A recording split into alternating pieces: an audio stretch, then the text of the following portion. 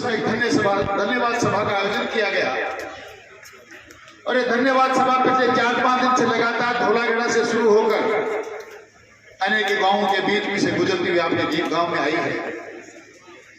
आज इस धन्यवाद सभा के मंच पर विराजमान अनेकों लोग आपके सामने हैं जो संघर्ष समिति के कार्यकर्ता भी थे और आपके जनप्रतिनिधि भी हैं। ये समर्थ मंच और मंच के समक्ष विराजमान आकर के योग्य मेरे बुजुर्गगण, नौजवान दोस्तों, माताओं, बहनों, बच्चों और मीडिया के साथियों, देवी और सज्जनों, संघर्ष समिति ने क्या किया, आप लोगों ने क्या किया, बहुत सी बातें अनेक वक्ताओं ने आपके बीच में रखी है। मैं पहले भी गांव में कहता आया हूं, आज मैं आपसे कहना चाहता हूं, मैं आज वोट मांगने आए हैं, ना मालाएं पहनने आए हैं, और व्यक्ति से मैं तो मात्र एक मकसद से आया हूं और वो मकसद ये है कि ये देश मात्र आप लोग 70 साल में आजाद हुए हैं। भैया आप लोग बोल लो पहले, फिर बाद में बोल लेता हूं। आजादी में हमारी अधूरी है। इस देश के प्रधानमंत्री अटल बिहारी वाजपेयी ने कहा था कि अभी भी जब तक गरीब के घर में अंधेरा है, आजादी अभी अधूरी है। बरसों तक ये देश गुलाम रहा है। कभी राजा राम का राज रहा, कभी भगवान कृष्ण का शासन रहा, तब हो सकता है पृथ्वी स्वतंत्र रही हो, पर अब कभी हम मुगलों के, कभी सामंतों के, कभी मुसलमानों के गुलाम रहे। 70 साल में आजाद होने के बाद भी लगातार हमारे संगठित होने की वजह से हम लोग बिखरते गए, लोगों के गुलाम होते गए। रामदेव जी कनीराम जी ने लड़ाई लड़ी। मैं धन्यवाद देना चाहता हूं, प्रणाम करना चाहता हूं, और ये आजादी अभी अधूरी सी है कि उनके वंशज भी आधुनिक सामंतवाद के नागे ना करते। माफ करना, बेबाक बोलना मेरी आदत के शुमार। मैं मानता हूं ये जनता का संघर्ष पार्टी पॉलिटिक्स से उपरांत उठने के बाद होता है। और एक बात और बताना चाहता हूं, इस पृथ्वी पर नेतृत्व विहीन भीड़ कभी सफल नहीं हो पाई। संघर्ष हुआ, आपकी भीड़ भी जमा हुई, पर अगर नेतृत्व नहीं है तो भीड़ ने कहा आज तक जिंदगी में कभी कोई सफलता प्राप्त नहीं की। आपसे बताने आए, उचित नेतृत्व के साथ अगर संघर्ष करेंगे तो दुनिया की कोई ताकत आपकी सफलता को रोक नहीं सकती। इसलिए जो कुछ भी आपने किया 1 तारीख को, वो आपकी फोटो हमको मिली, उस फोटो की वजह से हमने बहुत जगह आपको पेश करवाया। हमारे पास 50,000 की भीड़ थी, हमारे पास 30,000 की भीड़ थी, पर उन अनुबंध आंखों की राज वाले दरवाजों को, जिनकी आंखों पर पट्टी बंधी है, उनके दरवाजे खटखटाने के लिए भी नेतृत्व चाहिए। आपसे निवेदन करना चाहता हूं,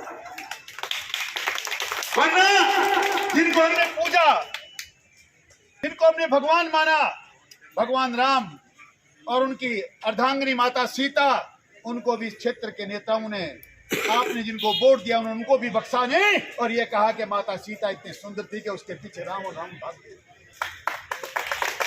इस प्रकार की व्याख्या करने वाले लोग, इस प्रकार के नेतृत्व करने वाले लोग उदयपुरवाड़ी का भला कर सकते हैं? मैं मात्र आपसे जानना चाहता हूं देवी और सज्जनों, कि जो कुछ भी आपने आज के 5 साल पहले किया, उससे पहले भी एक सरकार आपने देखी। अभी मूलचंद जी कह रहे थे कि दूसरी सरकारों ने भी लोन माफ किया। उठाओ हाथ, कांग्रेस की सरकार में 5 साल में किस किस का लोन माफ हुआ? मूलचंद जी पहले अध्ययन करो। भारतीय जनता पार्टी की सरकार ने किसान का 50-50 हजार रुपया माफ किया। ये गवाह है इस बात का, को लोग हाथ उठाएंगे। कांग्रेस की सरकार ने आपसे वादा किया संपूर्ण कर्जा माफ करेंगे, एक नया पैसा किसी का माफ हुआ? वो भी एक सरकार थी।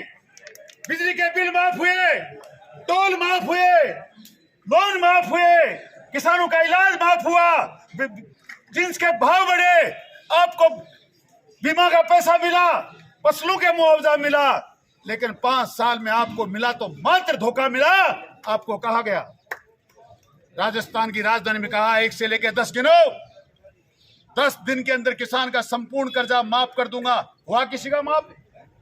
ब्याज और चढ़ा दिया साहब, कुड़क हो गई। एक नया पैसा माफ हुआ नहीं, लोगों की जमीनें कुड़क हो रही हैं। बिजली के बिल की चर्चा कर रहे हैं। आज सुबह का व्हाट्सएप किसी ने नहीं देखा तो मैं दिखाता हूं। बिजली के बिल माफ करने वाली सरकार 3-3 हजार रुपए के बिल भेज रही है, जिनके घर में मात्र 50 यूनिट बिजली चलती है। इलाज के नाम पर एक पैसा किसी का हुआ नहीं, टोल अनवरत चल रहे। लोग बातें करते हैं टोल माफिया, भू माफिया। अरे टोल माफिया, भू माफिया कांग्रेस की सरकार ने पैदा की। हमारी सरकार ने सब कुछ बंद किया था, फिर आपको चालू करने की जरूरत क्या पड़ी? अब आपके सामने एक झुंझुना और चालू किया है। फ्यूल सरचार्ज माफ करूंगा, 3 महीने पर देवी और सजनों सब कुछ माफ करेंगे। 3 महीने के बाद क्या होने वाला आपको पता है? 3 महीने के बाद अगर आपने गलती कर दी तो किसी माँ का बेटा जाने वाला है, किसी महावीर झाझरिया की हत्या होने वाली है, किसी मदन मणकस की हत्या होने वाली है, किसी बाबूलाल सैनी की हत्या होने वाली है, किसी बेटी के साथ बलात्कार होने वाला है। इस राजस्थान में, इस उदयपुर वाटी में वापस कोई भ्रष्टाचार फैलने वाला है। मैं आपसे निवेदन करने आया हूं,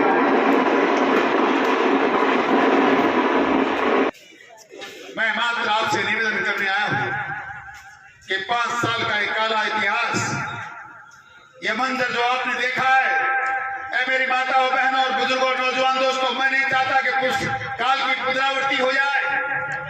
आपने 5 साल में क्या क्या देखा है? रोजाना ऊंट गाड़ों में बैठकर कहते फिर 60 साल में नहीं हुआ, वो हमने करके दिखाया। हाँ, जो 60 साल में नहीं हुआ उन्होंने करके दिखाया, सही है। और क्या किया पता है? मनसा माता के मंदिर में बेटियों के साथ बलात्कार, किसान समाज की महिलाओं को, बुजुर्गों को आपके मुंह पर कहा गया अगर निर्दोषों को नहीं पकड़ा गया तो आपकी बहन बेटियों को उठा लिया जाएगा। ये 60 साल में हुआ। 60 साल में उदयपुर वाटी में 1 महीने में 8 महिलाओं के साथ बलात्कार। 60 साल में किसी की हत्या नहीं हुई, हत्या की गई। महावीर झाझरिया मरा, बाबूलाल सैनी मरा, मदन मणकस मरा, आपके बेटों के हाथ पैर तोड़े गए। ये 60 साल में नहीं हुआ था।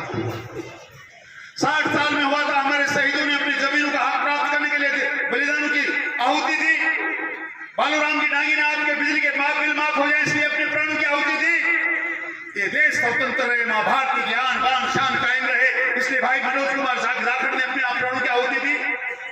पर 5 साल में आपके प्राणों की आहुति ली गई। आपके मान सम्मान के साथ खिलवाड़ किया गया। आपकी मंदिर माफी की जमीन जो हमारे बाप दादे नाम नहीं करा पाए, वो मंदिर की माफी की जमीन अपने नाम पे कराकर मंदिर बांट की गई, उन पे दुकानें बनी गई और सरेआम उनको बाजार में बेचा गया। जंगल की जमीनों पे कब्जा हुआ। ये 60 साल में जो नहीं हुआ था वो हो रहा है।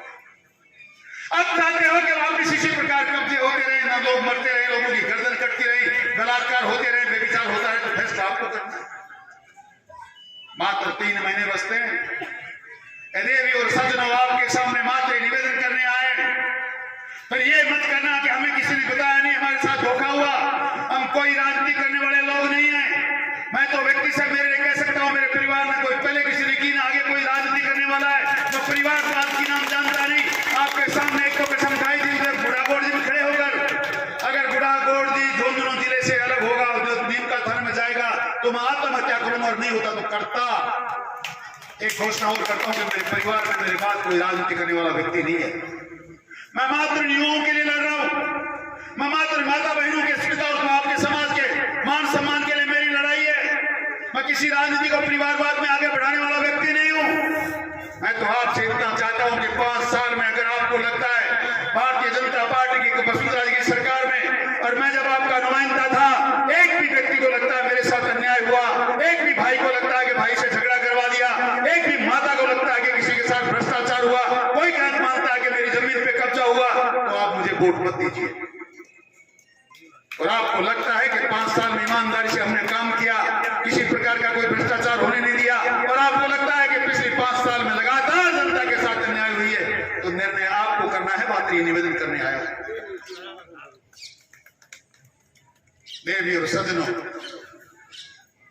ये हालात जरा अच्छे नहीं है। हम उन लोगों की विचारधारा को आगे बढ़ा रहे हैं जिन्होंने बेईमानी का एक वोट लेने की जरूरत नहीं समझी। माननीय अटल बिहारी वाजपेयी जी, जिन्होंने इस देश के नौजवानों का सम्मान किया, वीर शहीदों का सम्मान किया, इस देश की सेना का मान और सम्मान किया। मैं उस भारतीय जनता पार्टी का कार्यकर्ता हूं जिसका मूर्ति जी भी कह रहे थे कि मेरे को 28,000 रुपए पेंशन मिलते हैं। मैं मूर्ति जी से जानता हूं, पूर्व सैनिक से, इससे पहले हो 5-7 हजार रुपए नहीं मिलती थी पेंशन, 28,000 मिल रही है। नौजवानों का सम्मान हो रहा है, हमारे शहीदों की बॉडी हमारे घर पे आ रहे हैं, देखने का मौका मिलता है।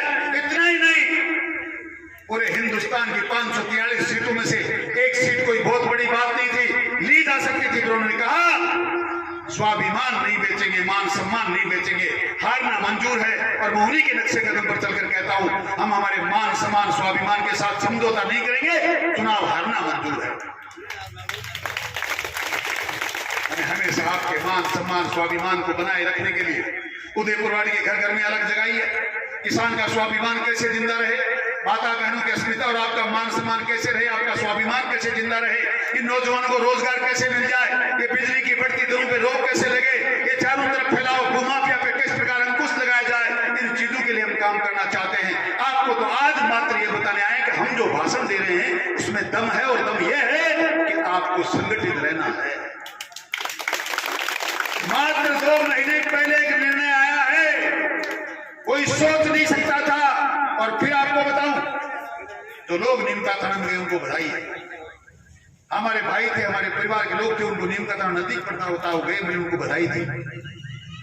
पर उन लोगों ने कहा अगर रघुनाथपुरा सर्किल चला गया झुंझुनू में तो उदयपुरवाटी का तो अस्तित्व शून्य हो जाएगा। बड़ी लड़ाई थी, बहुत से चीजें हमारे सामने आई, मंत्रियों ने भी, मुख्यमंत्री ने, सरकार के सचिवों ने कहा साहब ऐसा नहीं हो सकता। गिरदावर सर्किल रघुनाथपुरा निकलता है तो 5 पटवार मंडल जाते हैं, बुढ़ाकोट जी बहुत बड़ी तहसील बनती है, उदयपुरवाड़ी पुरानी तहसील ये छोटी हो जाती है। उसके बाद भी आपकी जो जनसंघर्ष था, आपका जो आंदोलन था, आपकी जो मीटिंग थी, आपने जो नाचते गाते महिलाओं ने वहां गाने गाए, नाचे, और नौजवान बुजुर्गों ने जो जोश दिखाया, उसका एक परिणाम है कि आप झुंझुनू जिले में शामिल हैं। हम आपको मात्र दिखाने आए हैं कि संघर्ष से, आपके संगठन से कुछ भी हो सकता है। एक कवि ने बड़ी जोरदार बात लिखी है कि पूछ कर रश्क अपनी आंखों से मुस्कुराओ तो कोई बात बने।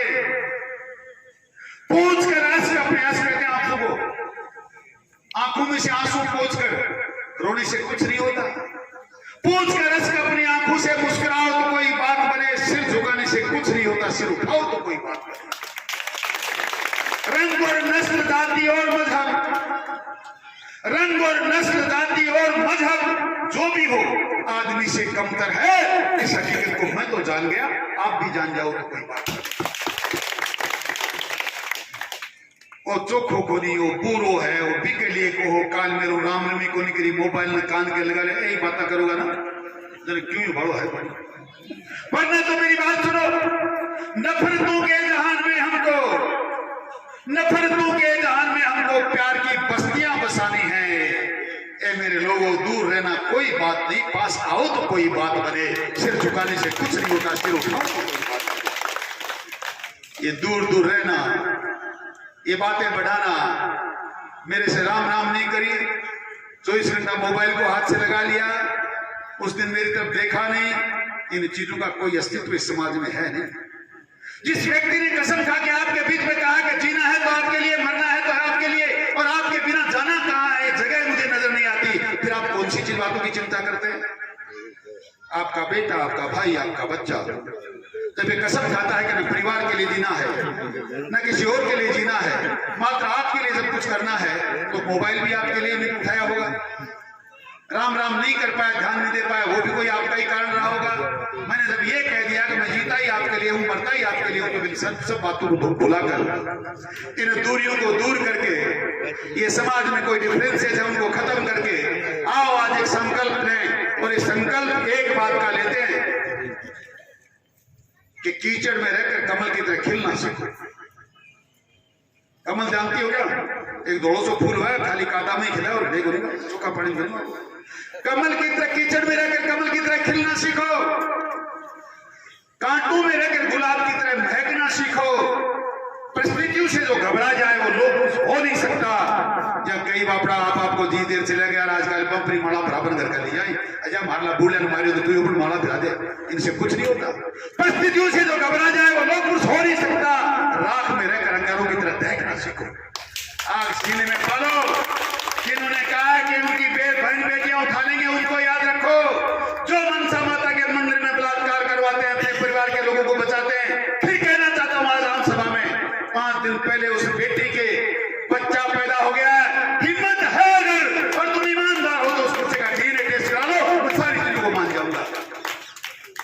सच्चाई को कहने में बड़ा जोर आता है, इन सब चीजों को झेलना पड़ता है और हम इसलिए जिंदा होकर आपके सामने बेबाक बोल रहे हैं कि मात्र ईमानदारी के साथ जीते हैं और ईमानदारी के साथ मरना चाहते हैं। इसलिए देवियों, सज्जनों, बहनों और भाइयों, समय बहुत कम बचा है, मात्र 3-3.5 महीने बचे हैं। निर्णय आपको करना है, ये उदयपुर वाटिका का स्वरूप किस प्रकार का होना चाहिए। राम राज स्थापित करना चाहते हो, घर घर में यमुना का पानी अगर पहुंचाना चाहते हो, अगर बिजली के बिल इसी प्रकार बढ़ने से रोकना चाहते हो और आप चाहते हो कि टोल माफ हो जाए, भू माफिया चले जाए, ये मंदिर माफी की जमीन पे कब्जे करने वाले चले जाए, तो आने वाले समय में सोच समझ के निर्णय करना मात्र आपसे कहने आए हैं। और आपके पास ताकत कितनी है, ये मुंडाराम जी ने सबने बता दी कि आपके संगठन में बहुत बड़ी ताकत है। मैं अपनी वाणी को विराम दूं इससे फिर एक निवेदन और करूंगा। आने वाली 29 तारीख को मंगलवार को मैं 10 साल से आपके यहाँ कभी दसोटन में, कभी शादी में, कभी ब्याह में, कभी जन्मदिन पर बहुत जीवता आया हूँ, खाना खाता आया हूँ। 29 तारीख को मंगलवार को ओबड़ी का बालाजी पे एक महाप्रसाद रखा गया है। मैं सारी माताओं से, बुजुर्गों से, पूरे गांव से गिरा न्योता देके जा रहा हूँ।